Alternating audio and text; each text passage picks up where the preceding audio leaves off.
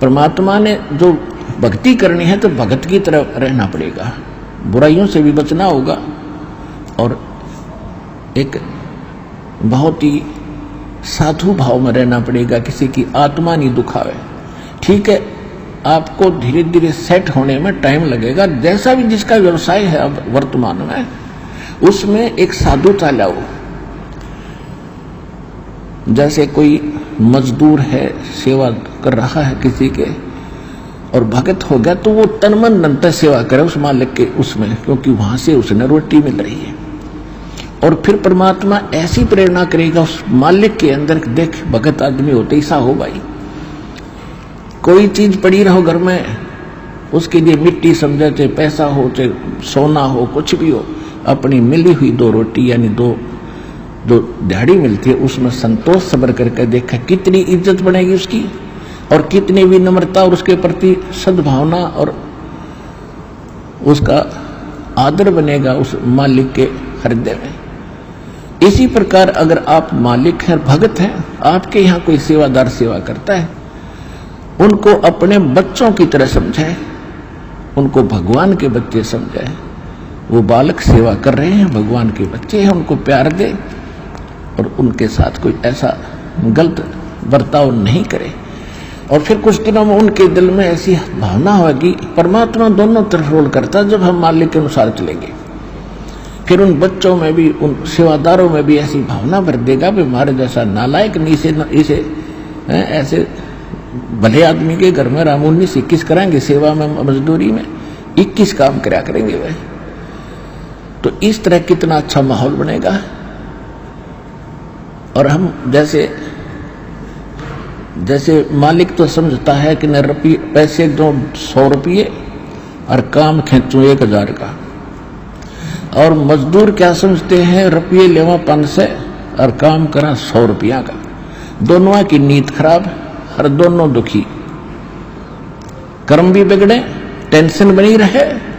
तो इस प्रकार हमने अपने इस अंतःकरण के अंदर एक साधु भाव लाना पड़ेगा और तब हम देखना आपका वातावरण कैसे बदलने लगेगा, कैसे बदलने लगेगा, पूछो मत।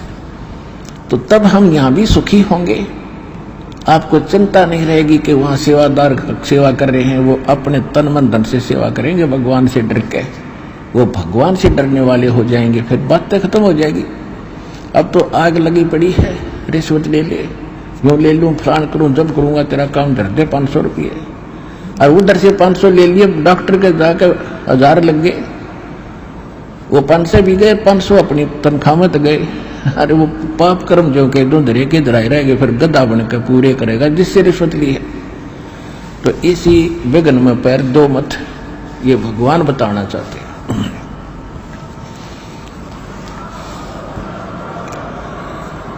और जब आपको ये ज्ञान होगा ना, जहर दिखाई देगा आपको, और जब आप नेक नीति से चलोगे तो पूछो मत।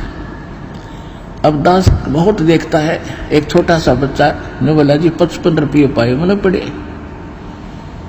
वो घर पहले आया, घर वाले बोले ना बेटा हमने नीचे धर दे, अपना दान पात्र में डाल दिए, इस वजह हम नहीं खाएंगे। अब देख जिसके गिरे थे उसको पुण्य हुआ, यहाँ पर भंडारे में लग गए, और वैसे उस पर चवन्नी खर्च हो रही थी कि उसने विधि का पता नहीं, और वैसे कोई और मिल जाता, उसने जाते का गुट्टी लाओ उसके 55 रुपये की, या कितने मांस मिट्टी खाओ उसको और पाप लगाओ। तो इस प्रकार हमारी नीत साबित होगी, भगवान खुश होगा, और जब भगवान खुश होगा तो फिर कमी नहीं रहेगी। हमने परमात्मा को प्रसन्न करना है, और परमात्मा प्रसन्न होगा तो फिर कमी किस चीज की, फिर तो क्या बताते हैं परमात्मा, साईं इतना दीजियो जामे कुटुम समावे, हम भी भूखे न रहे, अतिथि न भूखो जावे। इससे अधिक मांगना इस काल की जेल में हमारी महामूर्खता है कि इतना ही मांग लो बस तुम, इसमें सब कुछ मिलेगा, क्योंकि ये कलयुग है।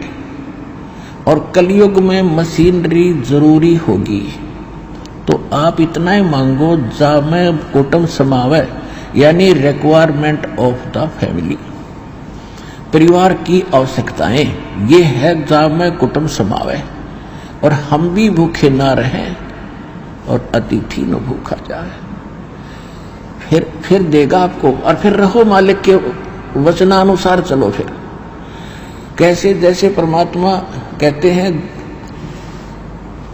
चिड़ी चोंच भर ले गई नदी न घट्यो नीर, दान दिए धन घटे नहीं, यूं कह रहे साहिब कबीर। परमात्मा अपना साइन कर रहे हैं इस वाणी को बोल करके, कह रहे साहिब कबीर कि दान करने से धन नहीं घटेगा, ये नियम है ईश्वर का, परमेश्वर का।